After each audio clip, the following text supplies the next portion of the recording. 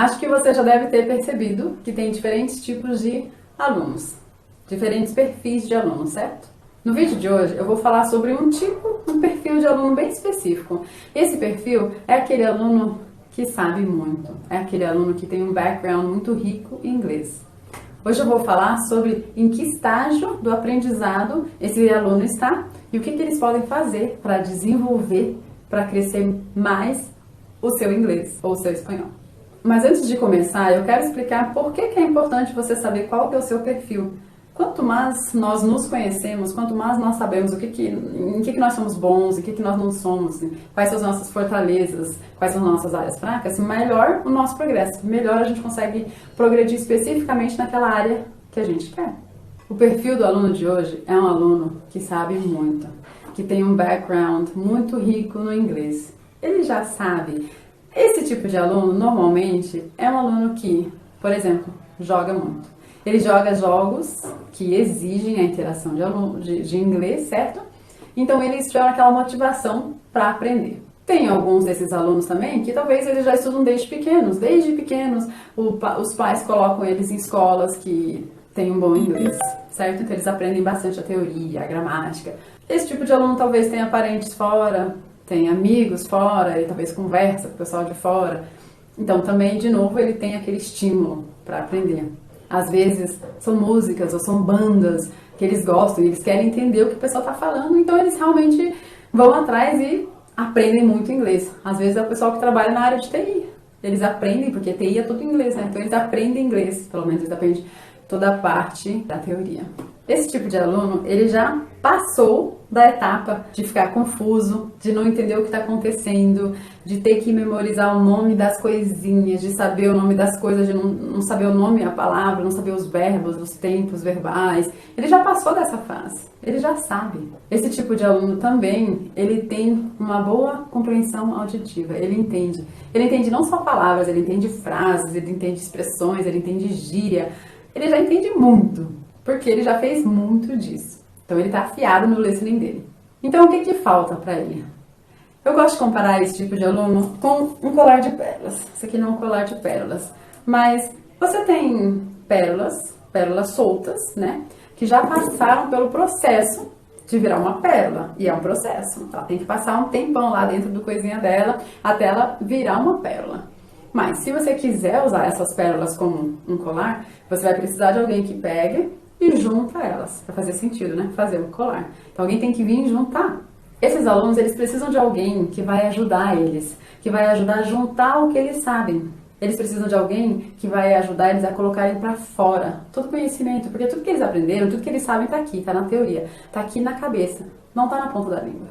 Eles precisam de alguém que vai fazer eles praticar a conversação. Eles precisam de alguém que vai corrigir eles. Por quê? Eles sabem, então eles vão falar. Mas às vezes, quando eles falam, eles vão colocar a palavra na ordem errada da frase, ou às vezes eles vão falar a palavra com a entonação errada, ou às vezes eles vão falar uma palavra que, sabe, tem aquele mesmo significado, só que nessa frase não é a mais apropriada.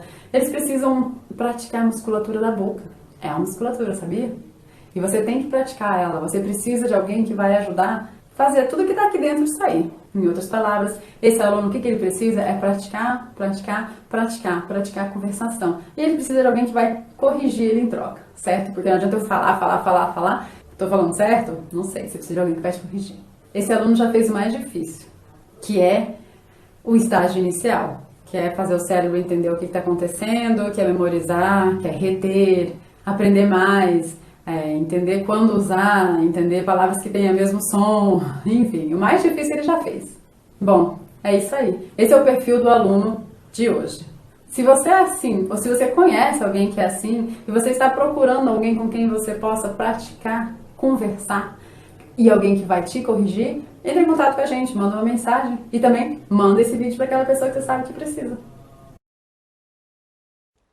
Inglês americano ou inglês britânico? Qual será o melhor inglês para se aprender? Esses dias alguém veio na escola e perguntou para mim: vocês ensinam inglês americano ou inglês britânico? Eu falei: a gente ensina inglês internacional, a gente ensina inglês para você se comunicar. Ela falou: mas tem uma diferença. São sotaques diferentes, são montes de palavras diferentes, então tem uma diferença. Eu fiquei pensando, gente, olha o Brasil. O Brasil tem mais de 16 sotaques, sem contar os sotaques indígenas e essas coisas. Pensa no sotaque do Rio de Janeiro, de São Paulo. Pensa no sotaque baiano, sotaque do pessoal lá do Amazonas. Pensa no sotaque do pessoal do Paraná, sotaque do pessoal lá do Sul. Pensa no sotaque carioca. Pensa no sotaque caipira. Cada um é tão diferente um do outro. Eu já morei do norte ao sul do Brasil, já morei em vários estados. E cada lugar tem não só sotaque, mas tem gírias, tem muitas palavras diferentes, maneiras de falar as coisas diferentes. E isso impede a comunicação? Isso impede eu de entender, de compreender e conseguir falar com eles? Mesmo não entendendo tudo e não sabendo? Não, de jeito nenhum. Então, inglês britânico ou inglês americano? Não faz diferença, não faz diferença. Eu acho que isso é uma desculpa. É uma desculpa a gente falar assim, nossa, mas é muito difícil, eu não consigo entender. Tem gosto pessoal. Às vezes você gosta mais do britânico, você gosta mais do americano, você gosta mais de algo, você gosta mais de um estilo, você gosta mais do som. Você tem amigos lá, você já foi pra lá, que seja. Então você se apega mais a isso. Mas quando a gente fala em aprender um idioma, para se comunicar, para o trabalho, para viajar, para conseguir aprender mais coisas, a gente está falando de um inglês internacional. Bergamota, mexerica, tangerina ou mimosa? Mandioca, aipim ou macaxeira? Rotatória, balão ou rótula? Farol, sinaleiro, sinaleira, semáforo, eu já escutei isso. Isso é só um pequeno exemplo de tanta variedade de palavras que a gente tem. Então, é difícil quando você aprendeu uma palavra e aprendeu o que ela significa e alguém vai lá e fala, bom, agora tem um outro significado? Ou então você aprendeu uma palavra e alguém te apresenta uma outra maneira de falar aquilo? Ou você aprendeu a falar de um jeito e alguém te ensinou de outra maneira? É difícil? É difícil não por ser inglês, não porque inglês é difícil, porque aprender qualquer idioma é difícil. Aceita que dói menos. É o que a gente tem que fazer, a gente tem que aceitar e falar, legal, próximo, que vem o próximo. Não tem milagre, não tem inglês fácil, não tem você fluente em X meses. Não, é uma jornada.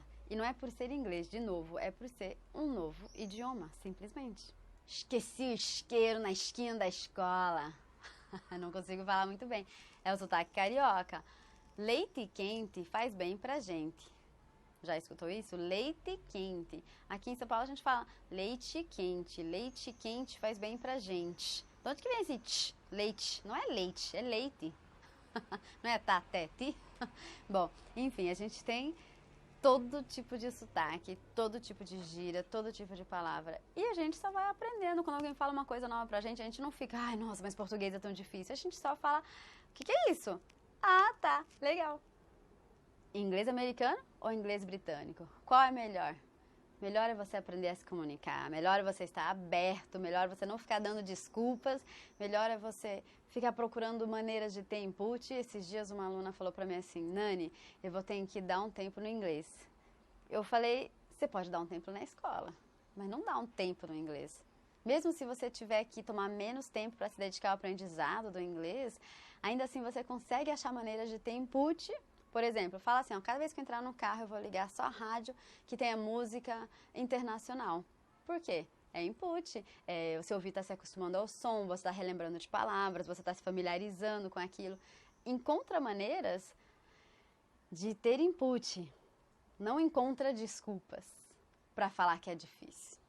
É difícil sim, é uma jornada. Melhor mesmo é você aprender esse idioma que abre tantas portas, esse idioma global, que abre tantas oportunidades de trabalho, de diversão, de viagem, de cultura, de aprendizado, de enriquecer a sua vida. Melhor mesmo é você aprender inglês internacional. E se puder aprender outros idiomas, vai nessa, é a melhor coisa que você faz. Para mim, aprender inglês, aprender qualquer novo idioma, é como aprender a dirigir. Eu não sei se vocês se lembram, mas eu me lembro. Quando eu estava aprendendo a dirigir, era como se eu estivesse fazendo 16 tarefas ao mesmo tempo. Eu tinha que colocar na primeira marcha e colocar o pé na embreagem. E aí, e o carro não ia, porque eu tinha que tirar o freio de mão. E aí começava de novo, primeira marcha, embreagem e... fazer aquele processo de transição e calma aí, não tem que pisar tanto assim no acelerador. A menos, é claro, que você esteja numa subida e o semáforo acabou de abrir, o carro atrás de você tá buzinando, então você acelera. Não esqueça, fique olhando nos retrovisores. Olha de carro, você fica lá. Mas um dia, como num passe de mágica, eu cheguei em casa e nem me lembrava como que eu tinha chegado em casa. Eu saí do trabalho, tava cheio de coisa na minha cabeça e de repente, tô em casa. Eu vim dirigindo, caramba, eu nem sabia que eu tinha um carro. Para cada pessoa é diferente, certo? Tem algumas pessoas que rapidinho pegam todos os movimentos, olham, fazem tudo, conseguem fazer a baliza direitinho, rapidinho elas conseguem. Tem outras pessoas que elas já demoram um pouco mais de tempo para elas se sentirem confortáveis com o trânsito, certo? Tem alguns momentos que elas se sentem mais inseguras e outras elas se sentem mais confortáveis. Tem outra que passa a vida inteira se sentindo insegura e tendo dificuldade nos movimentos. E o que é aprender inglês, aprender espanhol, qualquer idioma tem a ver com direção. No começo é bem assim, no começo, e por um bom tempo inclusive, você tem que estar pensando em todas as coisas, você tem que estar conscientemente pensando onde você vai colocar os verbos auxiliares, quando é que você vai ter que mudar o verbo, o que isso aqui quer dizer, em qual lugar da frase essa palavra vai. Mas quanto mais você pratica, quanto mais você faz, mais rápido você chega àquele nível de conforto, aquele nível em que as coisas fluem automaticamente. Resumindo, a história de sempre. Quanto mais você faz, mais você se sente confortável. Quanto mais você sai, mais as coisas fluem automaticamente. É daí que vem a palavra fluência, de fluir.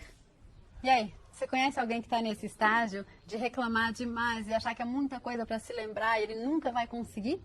Compartilha esse vídeo com eles. Eu tô conversando com a pessoa, aí ela fala assim, eu acho que... Ela prolonga o final, né? Ela tem que pensar, tudo bem. Só que ela tá falando em inglês, então ela faz o mesmo padrão. I think... Bom, eu think... I think não quer dizer nada. Agora, vamos colocar então no começo, essa pausa. I think... Aí solta um Czinho no final, bem suave. I think... Essa é a dica de hoje e faz toda a diferença.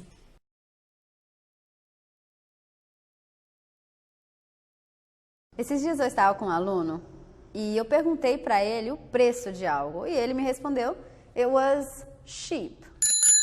O problema é que ele estava tentando falar, foi barato, mas o que ele falou de verdade foi ovelha. Acontece que em inglês nós temos várias palavras que têm exatamente o mesmo som, menos por um sonzinho. E esse som muda completamente o sentido da palavra. No caso dessas palavras, é o som inicial. Ch versus sh. Então, ch, cheap, barato, sh, sheep, ovelha. Alguns outros exemplos desses mesmos sons são chair versus share, chew versus shoe e chip versus ship. Consegue perceber a diferença entre o ch e o sh, esse som? Inclusive isso acontece com várias outras palavras que a gente importa do inglês para o português. Por exemplo, eu vou no aeroporto, eu vou fazer o check-in, certo? Mas em inglês a gente fala check-in. Eu vou ao médico, eu vou fazer um check-up. Em inglês eu vou fazer um check-up. Chocolate, chai. E inclusive, deixa eu aproveitar para falar o seguinte, em português a gente fala check-in, check-out, check-up e tá tudo bem. Estou falando com outro brasileiro, estou falando aqui no Brasil, eu vou falar assim mesmo. Se eu estou falando com alguém em inglês, estou falando com algum nativo da língua inglesa, então eu preciso falar da maneira que se fala em inglês, ok? Check-up e não check-up. Deu para esclarecer? Muitas vezes a gente fala as palavras erradas porque a gente escutou errado, de alguém que escutou errado também. Então, compartilha esse vídeo para quem você sabe que está aprendendo e vamos quebrar esse ciclo. Essa pessoa, a próxima pessoa vai falar certo, que vai ensinar para a próxima pessoa a falar certo, então compartilha o vídeo aí, ok?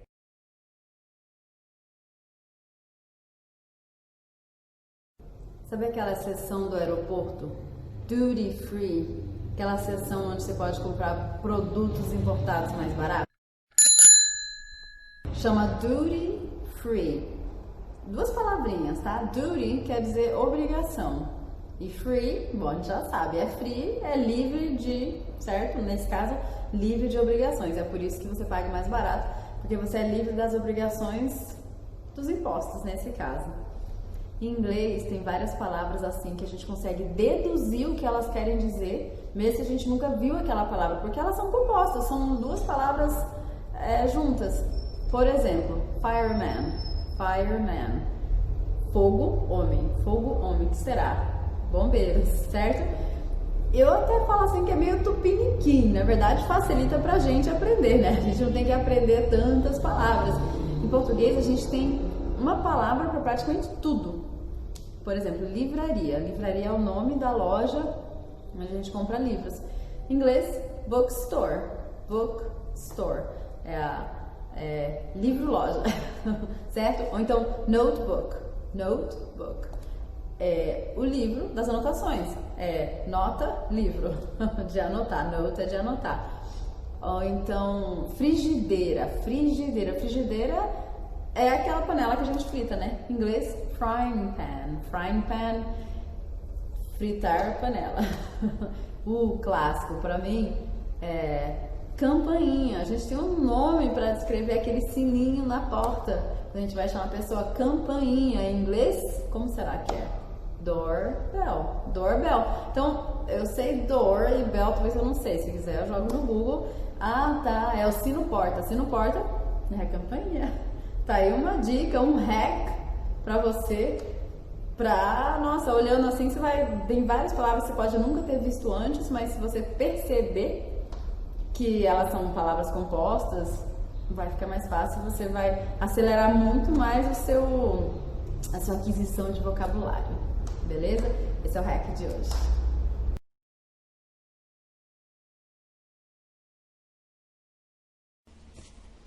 Esse sábado eu tive aula com uma arquiteta, fluente em inglês, e ela estava me contando sobre um programa que ela usa no escritório. Aí eu perguntei o nome do programa e ela falou Have It. Aí eu, vou procurar, né? E eu, nada de achar. Então eu pedi pra ela soletrar. E acontece que o nome do programa não era Have It, era Revit. Revit.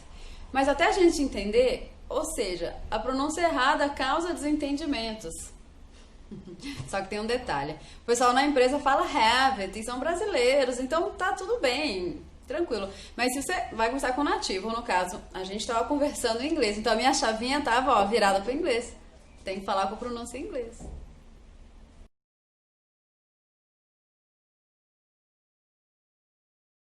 I have a question. Você fala essa palavra assim? We have equipment. Uma curiosidade, quando eu ensinei meus meninos a ler em inglês, eu ensinei que o que vai sempre acompanhar do U. Em português fica o som do C com U, como na palavra cuca. Então, como ficam essas palavras? Question, equipment, requirement. Eu vejo muita gente por aí falando errado. Mas agora ficou fácil, né? Agora é só praticar.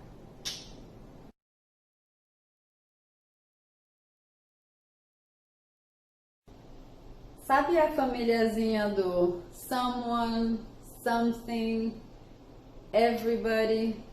Eu vejo muita gente colocando o estresse no final, ou melhor, colocando a sílaba tônica no final. Então, em vez de ser someone, fica someone. Ou então, em vez de ser something, fica something, somebody. Mas vamos tentar colocar essa sílaba tônica no começo, para ficar something, someone, somewhere, ok? Conhece alguém que precisa praticar essas palavrinhas? Compartilha.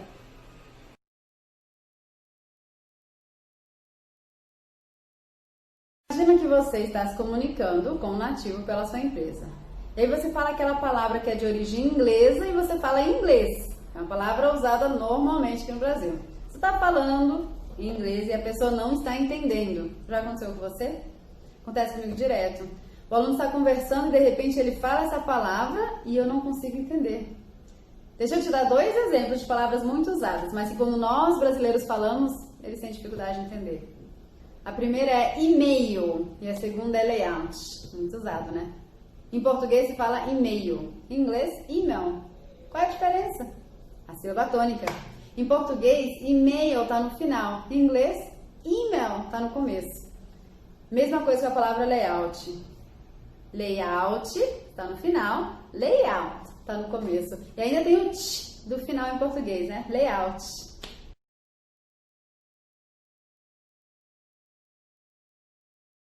Have a good day.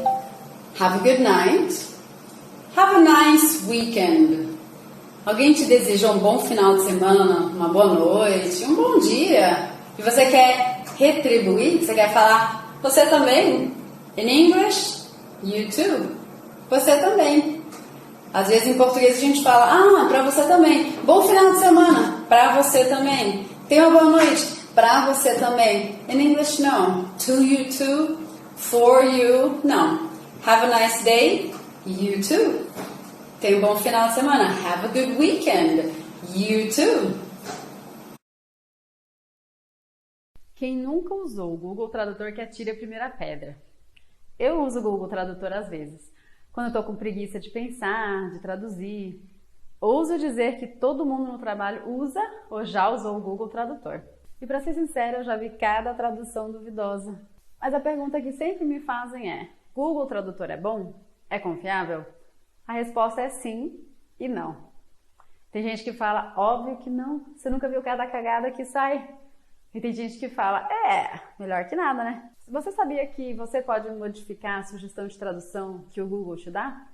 Sabe quando você vai traduzir algo e ele dá uma sugestão de tradução? Então, você pode acrescentar palavras, você pode tirar, você pode mudar a ordem da frase para fazer sentido.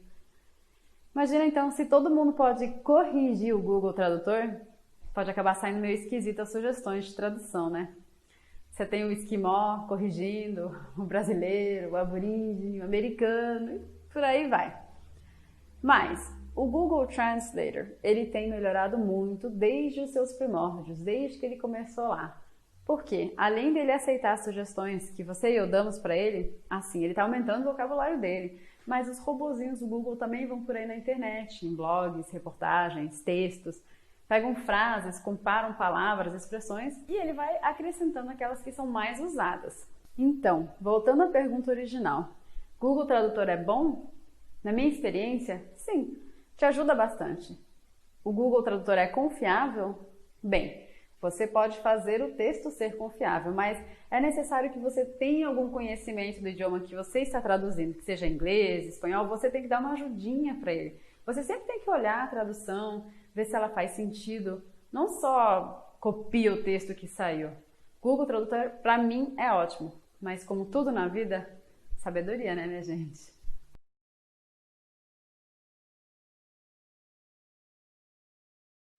Então, especificamente, a matéria que eu estava tendo dificuldade era com verbos no passado, certo? Então, eu peguei o nome da matéria que a professora me passou, eu perguntei para ela, ou então olhei no livro, e procurei exercícios para fazer. Então, aqui eu estou fazendo os exercícios. Aqui do lado, eu tenho uma outra aba aberta, em que eu uso o Google Tradutor para palavras que eu não sei. Se eu precisar também, se eu estou na dúvida em relação ao que eles me falaram, eu pego a palavra, eu jogo aqui na internet e eu venho em imagens. E aí eu vejo se as imagens confirmam a palavra, né? Para ver se é isso mesmo. Às vezes eu também venho aqui e eu vejo exemplos em frases, certo? Ou vejo se ela está aqui em artigos ou alguma coisa assim, só para ter certeza que é isso mesmo que eu quero. Aqui eu tenho um site em que eu jogo o verbo aqui e ela me dá a conjugação. Olha aqui, no infinitivo, aqui está no particípio, aqui está no passado perfeito, enfim, aqui tem a conjugação. Ich, du, er, sie, es, wir, ihr, sie, entendeu? Eu, tu, ele, nós, no presente, no passado, no futuro. Então, assim, eu vou aprendendo a aprender.